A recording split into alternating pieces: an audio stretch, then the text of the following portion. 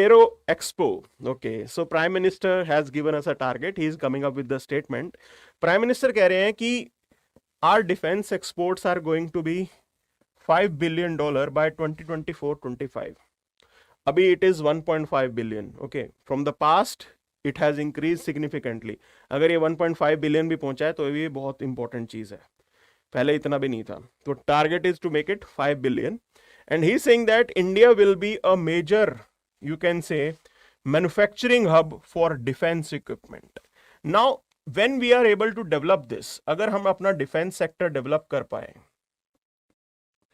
one thing it will bring, first, आत्मनिर्भरता, which is really important here. Okay, when it comes to defense industry, you have to minimize your dependence on others. दूसरों पे आपको जो है वो dependent नहीं होना. तो ये सबसे ज्यादा जरूरी है डिफेंस के अंदर, क्योंकि ऐसी कोई भी ग्लोबल पावर नहीं है जो सेल्फ रिलायंट ना हो. तो if you have this, you can say goal to become a jagat guru और you want to become a global power, you have to develop that ability. ठीक. दूसरी चीज, employment generation. Now if you are developing those equipments within India, उससे नौकरियां पैदा होंगी. This is the factor. It can be a source of forex reserve. आप उसे export करोगे, आपका फोरेक्स अच्छा होगा. Not only this, it will boost the national pride. This is equally important here, that India is a powerful nation, that you are a part of powerful country. That's the national pride that you will extract out of it. It's a really big thing. And then you can say portrayal as a defense power to the world, to the countries around. When you show this to the world कि आप में भी दम है, there is deterrence effect. The other party will think twice to create trouble for you. उनको डर रहेगा कि इंडिया भी इक्वली पावरफुल कंट्री है, इंडिया से पंगा नहीं लेना है. तो this is the arrangement. Okay, ये आ गया यहां पे. Now there is this point.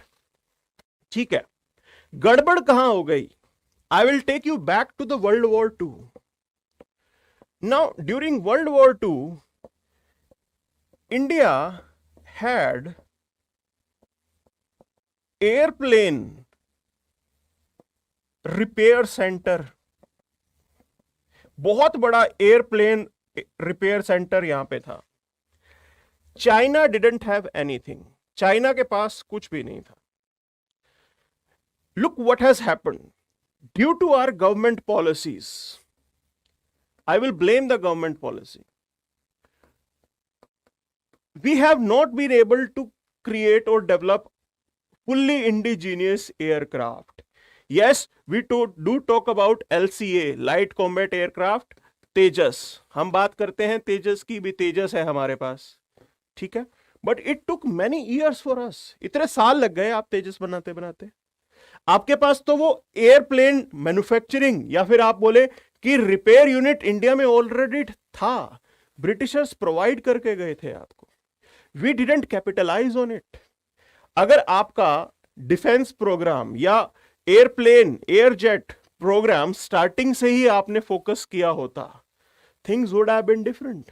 We would have been, you can say, in a position to develop aircraft. जो तेजस आज बना है, it would have been developed 20 years back.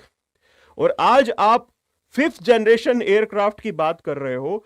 It would have been possible now as well. अब तक वो possible हो चुका होता.